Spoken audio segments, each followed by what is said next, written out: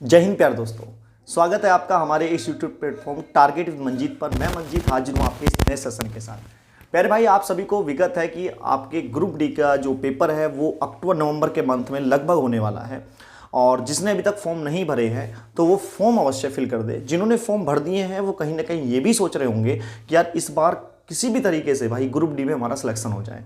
तो ये जो वीडियो है आज उन्हीं के लिए है जो ये सोच रहे हैं और जो इस बार अपना ग्रुप डी में बहुत तगड़े तरीके से एक सिलेक्शन सुनिश्चित करना चाहते हैं, या फिर जो एनटीपीसी वाले छात्र हैं वो तो देखो अभी हम दोनों में ना कंपेयर करेंगे कि भाई एनटीपीसी और ग्रुप डी किस में कॉम्पिटिशन ज़्यादा हाई रहता है और किस तरह से हमें काम इस पर करना चाहिए ताकि हमारे जो सिलेक्शन है वो बहुत जल्दी हो जाए। तो आज की जो वीडियो है वो मैं डेडिकेट कर रहा हूँ जितने मेरे भाई फ्रेशर्स हैं। फ्रेशर का मतलब होता है जो फर्स्ट बार ग्रुप डी का एग्जाम देने जा रहे हैं, जिन्होंने अभी पिछले साल 12th किया हो या उससे पिछले साल 12th किया हो, लेकिन उन्होंने कभी भी ग्रुप डी का एग्जाम नहीं देखा है। क्योंकि आपकी लैंग्वेज में सिर्फ एक बात आता है यार, रेलवे ग्रुप डी यूं निकाल दूंगा, है ना, ऐसा कुछ आता है ना कि रेलवे ग्रुप डी तो भाई छोटा सा एग्जाम है, भाई मैं आराम से निकाल दूंगा। तो मैं आपको एक बात क्लियर कर देता हूं दोस्तों, जितने नए विद्यार्थी हैं जो 21-22 में 12th कर गए हैं और उसके बाद अब ये ग्रुप डी का देना स्टार्ट कर रहे हैं, तो या जो भी है जो पहली बार ग्रुप डी देने जा रहा है, मेरे भाई रेलवे का अगर मैं बात करूं सबसे ज़्यादा टफ कंपटीशन की बात करूं तो मेरे भाई वो रेलवे ग्रुप डी ही है। चाहे वो आरआरबी हो और चाहे वो आरआरसी हो। आरआरबी भी उतना ही टफ है जितना कि आरआरसी ग्रुप डी है। तो दोनों में ही भाई अच्छा कॉम्पिटिशन रहता है क्योंकि इसमें 10th लेवल से होता है और 10th लेवल में हर टाइप का बच्चा इसमें आपका इंक्लूड हो जाता है। यहाँ तक कि जो बच्चा ग्रेजुएशन कर चुका है दोस्तों वो भी इस एग्ज़ाम को फिल कर रहा है। तो इसलिए बहुत अच्छे से समझिएगा। और ज़्यादातर बच्चा यहाँ पर साइंस बैकग्राउंड का फिल कर रहा होता है क्योंकि वो ये जान लेता है कि यार मैं ग्रुप डी को ले लूँगा, उसके बाद मैं कहीं ना कहीं स्टेशन मास्टर या फिर गार्ड या फिर मैं टीटी के पद पर चयनित आराम से हो जाऊँगा। क्योंकि ग्रुप डी इसलिए भी ज़्यादातर बच्चे ज्वाइन कर लेते हैं यार हमारा ना प्रमोशन या फिर हम डिपार्टमेंटली हम प्रमोट हो जाएंगे यहाँ पर इस टाइप से करके कि अगर आप थोड़े बहुत पढ़े हुए हैं। तो आप सबको पता ही है। तो आज की जो वीडियो है दोस्तों, फ्रेशर वाले जितने भाई हैं मेरे, प्लीज़ आप अच्छे से देख लेना क्योंकि आपको किस तरह से तैयारी करनी है। और ये बिल्कुल दिमाग से निकाल दो दोस्तों कि भाई क्या बोलते हैं, ग्रुप डी का जो पेपर है आराम से ऐसे हो जाएगा। तो दोस्तों आराम से नहीं होगा, ये बहुत ज़्यादा हार्ड टफ क्वेश्चंस रहते हैं। और अगर आपको क्वेश्चंस का ही ज़्यादा देखना है तो मैं रात को 8 बजे भाई मंडे टू फ्राइडे क्लास लेता हूँ ना यूट्यूब पर, मंडे टू फ्राइडे। तो मंडे टू फ्राइडे जो 8 बजे हमारा मैथ्स का सेशन रहता है, आप उसमें देख लो कि किस टाइप के क्वेश्चन आते हैं ग्रुप डी में भी। सबसे ज़्यादा कैलकुलेटिव क्वेश्चन दोस्तों ग्रुप डी में मिलते हैं। तो आइए सर पहले बात करते हैं ग्रुप डी में क्या क्या आने वाला है। जैसे आप जब फॉर्म भर होंगे, पहली बात तो मैं इस पर प्रॉपर वीडियो भी बना चुका हूँ, लेकिन एक बार फिर से मैं आपको बता देता हूँ कि इसमें साइंस जो रहेगी दोस्तों वो 25 क्वेश्चन रहेंगे, और मैथ्स जो रहेगा दोस्तों इसके 25 क्वेश्चन रहेंगे, रीजनिंग के दोस्तों 30 क्वेश्चन रहेंगे, और जनरल साइंस और जीएस और करंट के जो दोस्तों 20 क्वेश्चन रहेंगे। अगर एक क्वेश्चन एक मार्क्स कमानेंगे तो 100 क्वेश्चन दोस्तों 100 मार्क्स के रहेंगे। लेकिन सबसे ज़्यादा मजा इसमें है कि इसमें निगेटिव मार्किंग जो है वो 1/3 की है, तो 1/3 की इसमें निगेटिव मार्किंग रहती है। तो फिर से समझ लो मेरे भाई, जनरल साइंस 25 की, मैथ्स 25 का और रीजनिंग 30 की। जिसके भाई ये 3 सब्जेक्ट मजबूत होते हैं, साइंस मैथ्स और रीजनिंग, मैं मानता हूँ कि वो रेलवे में सिलेक्शन लेने के लिए बहुत जल्दी अग्रसर है ना, बहुत अच्छे से काम कर जाएगा। देखो भाई 25 मैथ्स में 25 में से 25 ही आने चाहिए, और उसके लिए आपको कुछ भी करना है, कुछ भी करना है अगर सिलेक्शन चाहिए तो मैथ्स एक ऐसा सब्जेक्ट होता है जो कि स्कोरिंग सब्जेक्ट है, आपका स्कोर बढ़ा सकता है। रीजनिंग भाई मैं 30 की बात करूं तो देखो 25 क्वेश्चन आप आराम से रीजनिंग में ला सकते हो। बाकी लोग तो देखो 30 के 30 भी लेके आते हैं, लेकिन जो फ्रेशर्स बनने हैं मैं उनकी बात कर रहा हूं। अगर आप मैथ्स में दोस्तों 25 में से, मैं यहाँ पर बता रहा हूँ कि आपका सिलेक्शन अगर करना है तो किस टाइप से करना है। मैथ्स में दोस्तों 25 में से आप 20 क्वेश्चन सही करके आइएगा, रीजनिंग में दोस्तों आप 25 क्वेश्चन सही करें, जनरल साइंस में दोस्तों आप 20 क्वेश्चन करने ही करने पड़ेंगे। वो मुझे नहीं पता भाई आप किस टाइप से करेंगे, ठीक है ना, कैसे करना है, किस तरह से पढ़ना है, वो मैं आज आपकी पूरी वीडियो में बता दूंगा कैसे जनरल साइंस को पढ़ना चाहिए और साइंस में क्या क्या आपका आता है वो सब मैं यहाँ पर बात करूंगा।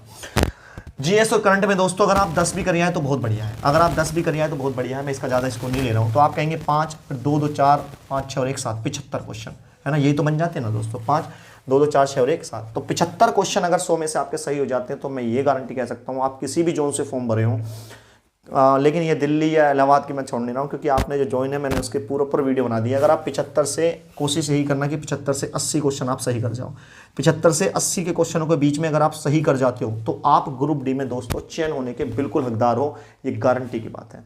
लेकिन अब ये मत समझना जितना आसान ये मैंने बता दिया ना आपको कि भाई इसमें से इतने ले आना, इसमें से इतने ले आना, इसमें से इतने ले आना, और आपने गए और इतने आ गए, ऐसा बिल्कुल नहीं है। ये पॉसिबल हो सकता है कब, जब आप इसे अपने अच्छे तरीके से पढ़ेंगे, बेहतरीन नगमों के साथ पढ़ेंगे।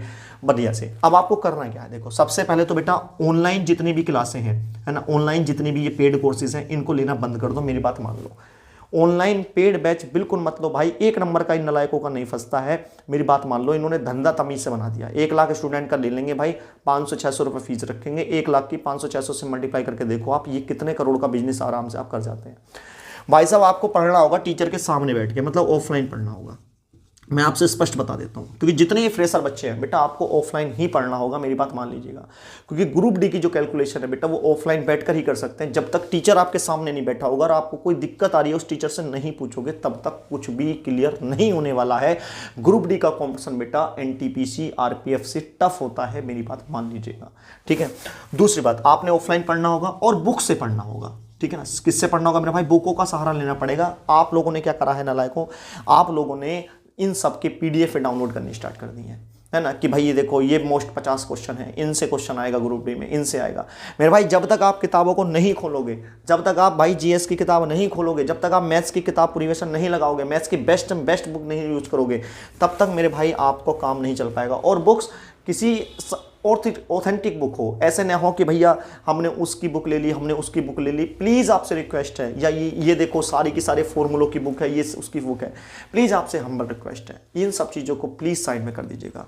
करंट अफेयर्स किसी का मत देखो भाई, एडिटेरिया का करंट अफेयर्स इतना बेस्ट आता है, रुकमणी का करंट अफेयर्स इतना बेस्ट आता है, आप उसको देख लीजिएगा भाई। ये पत्रिकाएं तुम्हें पढ़नी पड़ेंगी, तब जाके कहीं ना कहीं सिलेक्शन के 4 चांद लग पाएंगे। तो आपने क्या जाना है बेटा, ऑफलाइन जाना है और बुक्स का सहारा लेना है, बुक्स की प्रैक्टिस करनी है, अच्छे से करनी है, कोचिंगों की तरफ जाना पड़ेगा, ऑफलाइन बैठना पड़ेगा, अपने एक अच्छे से टीचर को पकड़ना है, चाहे वो मैथ्स रीजनिंग अच्छे से पढ़ाता हो मेरे भाई। क्योंकि सिलेक्शन के जो सब्जेक्ट है ना, वो ये 3 है, ये 3 पर फोकस करिएगा, साइंस मैथ्स और रीजनिंग। अगर आपको रेलवे में सिलेक्शन चाहिए तो साइंस मैथ्स और रीजनिंग पर मेरे भाई आपको फोकस करना ही पड़ेगा। ये मैं लिख के दे सकता हूँ इस बात को, क्लियर है ना। आपको इन सब चीज़ों में भाई पढ़ना ही पड़ेगा। तो ऑनलाइन आपसे रिक्वेस्ट है, अगर प्रैक्टिस के लिए जुड़ रहे हो तो आराम से आप जुड़ जाओ, कोई दिक्कत नहीं है, लेकिन फ्री पढ़ लो भाई प्रैक्टिस के लिए। और प्रैक्टिस के लिए तो भाई मैं 8 PM यूट्यूब पर पढ़ा ही रहा हूँ फ्री में, बिल्कुल। और मैं नहीं मानता कि मेरी जो प्रैक्टिस चल रही है वो किसी से कम होगी, है ना। हाँ ये हो सकता है डिजिटल बोर्ड नहीं है, उससे क्या लेना देना मेरे भाई। क्वेश्चन आपको दिख रहा है, स्पष्ट दिख रहा है, आप आराम से बैठ के पेपर पर करिएगा। आपके अगर कॉन्सेप्ट क्लियर है तो आप आराम से बैठ के पेपर पर करिएगा, है ना। तो वहाँ पर मैं सब प्रीवियस करा रहा हूँ, आप जाके मेरी प्लेलिस्ट में जाइएगा, रेलवे मैथ्स पढ़ के पढ़िए भाई। 2 चैप्टर करा चुका हूँ, नंबर सिस्टम और फ्रैक्शन, आप एक बार देखो उनके क्वेश्चन कैसे कैसे हैं, ठीक। दूसरी बात मेरे भाई, आप अगर टेलीग्राम से जुड़ जाते हो तो जुड़ जाओ, ताकि आपको हर एक अपडेट मिल जाए। टेलीग्राम का चैनल को तो डिस्क्रिप्शन में, वरना आप सर्च कर सकते हैं target with Manjeet, target with Manjeet, Telegram पर जाओ, टारगेट विद मंजीत, MANJEET है दोस्तों, है ना। तो इस पर जाकर मेरे भाई आप क्या करेंगे, टेलीग्राम से जुड़ जाओ, ताकि आपको मैं जितने भी प्रैक्टिस यहाँ पर ऑनलाइन कराता हूँ मिल जाए। बाकी अगर आप ऑफलाइन मेरे से पढ़ना चाहते हो, देखो मैं ये नहीं कह रहा हूँ कि आप मेरे से ही पढ़ो, मैं ये कह रहा हूँ कि भाई मेरा जो एक्सपीरियंस है, जो बंदे आए हैं, जो विश्वास करते हैं, वो अगर पढ़ना चाहते हो और मुरादाबाद क्षेत्र में रहते हैं आप, मुरादाबाद के किसी आसपास, तो आप मुरादाबाद में आके मेरे से पढ़ सकते हो, है ना।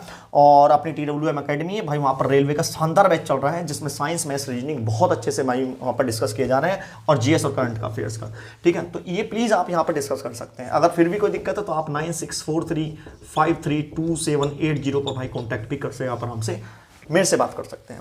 लेकिन आपसे जितने फ्रेशर बंदे हैं दोस्तों, आपको 75 से 80 का स्कोर करना है, और 75 से 80 का स्कोर मेरा बच्चे तभी हो पाएगा जब आपका बेसिक कॉन्सेप्ट एकदम मजबूत है, और उसके साथ साथ आपने ऑफलाइन किसी अच्छे से टीचर को पकड़ रखा है, और आप उससे जो भी डाउट आ रहा है आप उससे क्लियर कर रहे हो, और आप बुक के माध्यम से पढ़ रहे हो। देखो बुकों से ही पढ़ना पड़ेगा मेरे भाई, आप किसी के प्लीज ऐसे मत करो कि PDF डाउनलोड कर ली फिर पढ़ लिया मोबाइल से। भाई लाइब्रेरी में बैठे पढ़े, लाइब्रेरी में बैठो पढ़ो, लेकिन लाइब्रेरी में बैठ के बेटा प्रैक्टिस करो।